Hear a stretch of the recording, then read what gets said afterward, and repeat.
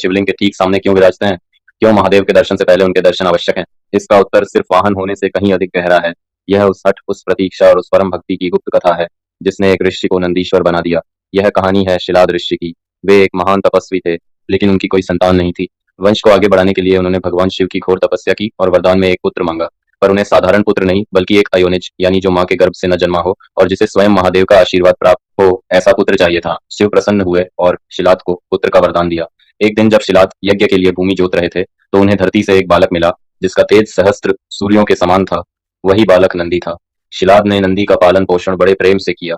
लेकिन रुकिए, कहानी में एक दुखद मोड़ आने वाला था। एक दिन दो दिव्य ऋषि मित्र और वरुण आश्रम में पधारे। उन्होंने नंदी को देखकर भविष्यवाणी की कि यह बालक अल्पायु है और इसकी मृत्यु निकट है। यह सुनकर शिलाद ऋषि शोक में डूब गए। पर जब नंदी को यह पता चला तो वह हंसे और बोले, जिसने मुझे जीवन दिया है, मेरी रक्षा भी वही करेगा। इतना कहकर बालक नंदी ने महादेव को प्रसन्न करने के लिए एक ऐसी कठोर तपस्या शुरू कर दी जो देवताओं के लिए भी असंभव थी। उन्होंने अन्न जल त्याग कर एक पैर पर खड़े होकर केवल शिव के नाम का जाप करना शुरू कर दिया। उनकी तपस्या के तेज से तीनों लोग कांप उठे। अंत में भगवान शिव को प्रकट होना ही पड़ा। उन्होंने बालक नंदी से वरदान मांगने को कहा।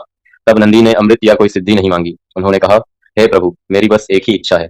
मैं हर क्षणता क्षण हर पल बस आपके साथ रहना चाहता हूँ। मैं आपके सानिध्य से एक पल भी दूर नहीं होना चाहता। उनकी इस निस्वार्थ भक्ति और अटूट प्रेम को देखकर महादेव द्रवित हो गए। उन्होंने नंदी को न सिर्फ अमृत का वरदान दिया, बल्कि उन्हें बैल का मुख देकर अपने सबसे बड़े गण, अपने सखा और अपने वाहन के रूप में स्वीकार कर लिया। उन्होंने नंदी को वरदान दिया, हे नंदीश्वर, आज से मेरे दर्शन से पहले संसार तुम्हारे दर्शन करेगा। जो भी अपनी मनोकामना तुम्हारे कान में कहेगा, वह प्रार्थना सीधे मुझे पहुंचेगी। तुम मेरे और मेरे भक्तों के बीच की सबसे पवित्र कड़ी बनोगे। इसीलिए आज भी नंदी सिर्फ एक वाहन नहीं, बल्कि प्रतीक्षा, धैर्य और निस्वार्थ भक्ति के प्रतीक हैं, जो हमें सिखाते हैं कि ईश्वर तक पहुंचने का मार्ग केवल समर्पण से ही मिलता है। महादेव के इस परम भक्त के लिए कमेंट्स में ओम नंदीश्वराय नमः अवश्य लिखें।